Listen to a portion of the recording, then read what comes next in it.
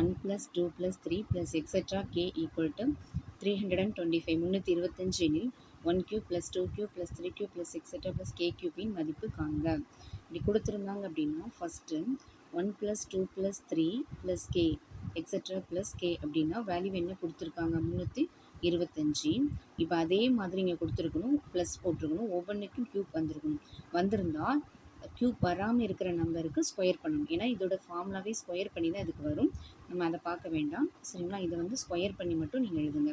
அப்போது 1³ + 2³ + 3³ + etc. + k³ அப்படின்னா 325 the whole square. Cube போடக்கூடாது, ஸ்கொயர் தான் போடணும்.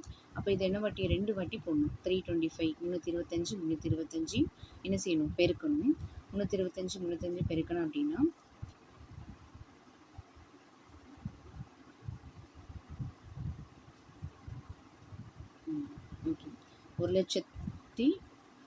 1,05,625. அது ஆன்சர். தேங்க்யூ.